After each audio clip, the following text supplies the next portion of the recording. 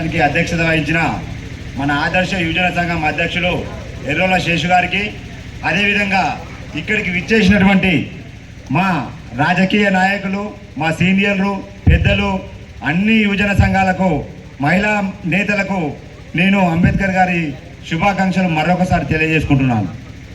అయితే ఇంతకుముందు మన పెద్దలందరూ కూడా అంబేద్కర్ గారి గురించి పూర్తి వివరాలు తెలియజేయడం జరిగింది.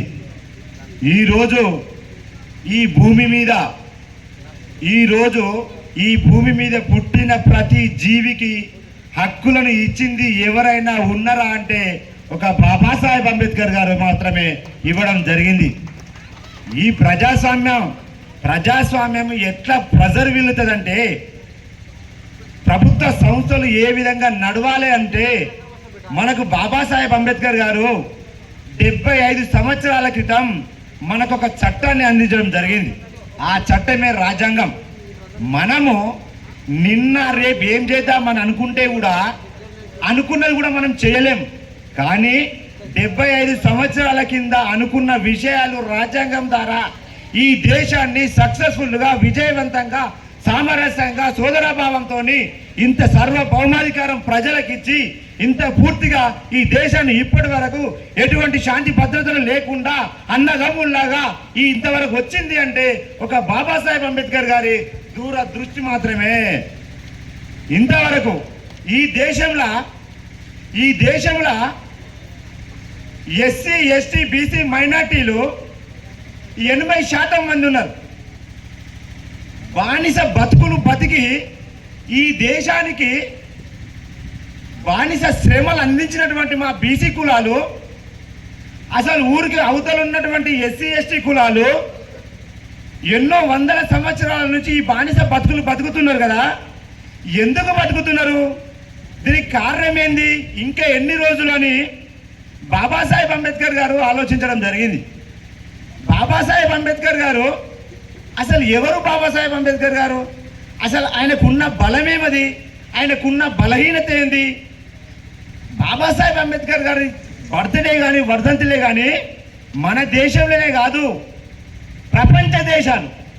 అన్ని ప్రపంచ దేశాలలో ఉన్నటువంటి యూనివర్సిటీల వల్లనే దేశాలు అభివృద్ధి చెందుతాయి. అక్కడనే పునాదులు ఏర్పడతాయి విద్యార్థులకు. అటువంటి వాళ్ళు ఈరోజు బాబాసాహెబ్ అంబేద్కర్ గారి జయంతులు జరుపుకోవడం జరుగుతుంది. ఎందుకు? బాబాసాహెబ్ అంబేద్కర్ గారి ఆలోచన విధానం, ఆయన పట్టుదల, ఆయన చదివిన చదువుల ద్వారా నేర్చుకున్న నాలెడ్జి, ఆయన నేర్చుకున్నటువంటి చదువును తన దగ్గర పెట్టుకోలేడు. ఎప్పుడే కానీ ఎవరే కానీ ఏదైనా మన దగ్గర ఎంతవరకు ఉంచుకోవాలో అంతవరకు ఉంచుకోవాలి. దానిని 10 మందికి వంచినట్లయితే, ముఖ్యంగా ఆ లబ్ధిదారులకు, ఆ ఆపదలో ఉన్నవారికి చేకూర్చినట్లయితే మన నాలెడ్జ్ అనేది ప్రజలు వెళ్ళి తరతరాలు మనల్ని గుర్తించుకుంటారు. అంబేద్కర్ గారు చేసిందే అది. తప్పకుండా మనందరం ఎంతనో కొంత అంబేద్కర్ ఆశయాల గురించి కానీ, ఆయన సిద్ధాంతాల గురించి కానీ మనం కొద్ది మేరకన్నా నేర్చుకోవాల్సిన అవసరం ఉన్నది. ఈ దేశంలో ప్రజాస్వామ్యం గట్టిగా ఉండాలంటే ఏం చేయాలి? ఎలక్షన్స్ కావాలి. ప్రజాస్వామ్యంలో ఎలక్షన్ అనే వ్యవస్థ తీసుకొచ్చింది అంబేద్కర్ గారు. ఓటు హక్కు. ఈరోజు మన బస్టాండ్లో కూర్చున్నటువంటి ఒక బిచ్చగానికి కూడా అదే ఓటు హక్కు.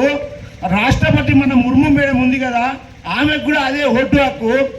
మనం కమ్మరొల్లము, సాకరొల్లము, మంగళొల్లము, కుమ్మరొల్లము, మాలొల్లము, మాదిగొల్లము, ఎస్టీ వాళ్ళము ఎప్పుడు మనము బానిస బతుకులు బతికిన వాళ్ళమే. ఈరోజు అంబేద్కర్ గారి రాజ్యాంగం వల్ల మనం ఎక్కడున్నాము? ఐఏఎస్ తయారైనాం. ఒక కుమ్మరైనా ఐపీఎస్ అయిండు, ఒక కమ్మరైనా కలెక్టర్ అయిండు, ఒక ఇంకో అయినా ఎస్పీలు అయిండు, పెద్ద పెద్ద స్థాయిలలో ఉన్నారు.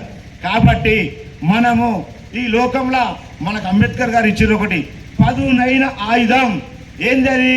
చదువు. దయచేసి మనం నిద్ర పోయినప్పుడు కానీ, కూర్చున్నప్పుడు కానీ, మేల్కైనప్పుడు కానీ చదువు లేకపోతే మనం మనుషులం కాదు అనుకోవాలి. మనం చదవాలి. మంచి ఏంది, చెడు ఏంది, నా పాత్ర సమాజంలో ఏంది అనేది నేర్చుకొని మనము ముందుకెళ్ళాల్సిన అవసరం ఉన్నది. అంబేద్కర్ గారి గారు కూడా ఆయన 2 అడుగులు 3 అడుగులు వేసేటప్పుడు చాలా మంది శత్రువులు ఉన్నారు ఆయనకు.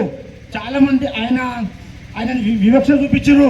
ఆయన మనసును ప్రతిఘటించాలని చెప్పేసి ఆయన అక్కడ అనగదొక్కాలని చెప్పి చేసిరు. కానీ వాళ్ళు ఎవరు? మూర్ఖులు ఏం చేశారు తెలుసా? వాడు ముందుకోడు, ఇంకొని ముందుకోనియాడు. కానీ అంబేద్కర్ గారు ఏమున్నారు తెలుసా? ఆకాశం అంతా ఎత్తుకెళ్ళిపోయాడు అంబేద్కర్ గారు. కాబట్టి దయచేసి ఆయన ఆశయాలను, ఆయన సిద్ధాంతాలను మనం ఎంతలో కొంతైనా నేర్చుకొని మనం ముందుకెళ్ళాలి.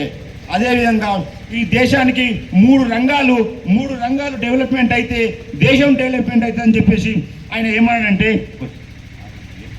ఏమన్నాడంటే ప్రభుత్వ రంగంలో బ్యాంకింగ్ సంస్థ గట్టి ఉండాలి. బ్యాంకింగ్లో అనేక సరళీకరణ తీసుకొచ్చిండు. The rupee of the economy అని చెప్పేసి ఒక గ్రంథాన్ని రాసి ఆర్బీఐ కన్నా ముందు భారత ప్రభుత్వ చట్టం ఒకటి ఉండే వాళ్ళకి అందించడం జరిగింది. ఆ తర్వాత వ్యవసాయ రంగం ఉండాలి. వ్యవసాయ రంగంలో సరళీకరణలు తీసుకొచ్చి ఇంప్లిమెంటేషన్లకు తీసుకొచ్చి అప్పటి ప్రభుత్వాలకు సలహాలు ఇచ్చిండు. ఆ తర్వాత విద్యా వ్యవస్థ చాలా గట్టి ఉండాలి. ఎవరు విద్య చదువుకోవాలి? మహిళలు కూడా చదువుకోవాలి. మహిళల హక్కుల కోసం మా బీసీ సోదరులకు 52% రిజర్వేషన్ ఉండాలని చెప్పేసి పార్లమెంటులో బిల్లు తీసుకొస్తే ఆ బిల్లును అదే బీసీ సోదరులు అయినటువంటి అదే అగ్రకురాలైనటువంటి వాళ్ళు అనగదొక్కితే ఈయన ఇమ్మీడియట్లీ రాజీనామా చేసి బయటకు వచ్చిండు. సమాజం అంటే మొగళ్ళు కాదు, సమాజం అంటే ఆడవాళ్ళు మగవాళ్ళు అందరూ కలిస్తేనే సమాజం అవుతుంది. అందరము అక్షరాస్యులు కావాలని చెప్పేసి వార్డు మెంబర్గా ఉన్న అతని క్యాండిడేట్ను కూడా రాజీనామా చేయమంటే నేను చెయ్య అంటాడు. అసలు రాజీనామా అంబేద్కర్ గారి నుంచే మనందరికీ పరిచయం అయింది. కాబట్టి నాకు ఎక్కువ సమయం ఇచ్చినందుకు మరొకసారి ధన్యవాదాలు తెలియజేసుకుంటూ, మరి ఇంకా మిత్రులు చాలా ఉన్నారు. నాకు అవకాశం ఇచ్చిన పెద్దలకు శేషు గారికి ధన్యవాదాలు తెలియజేసుకున్నాను.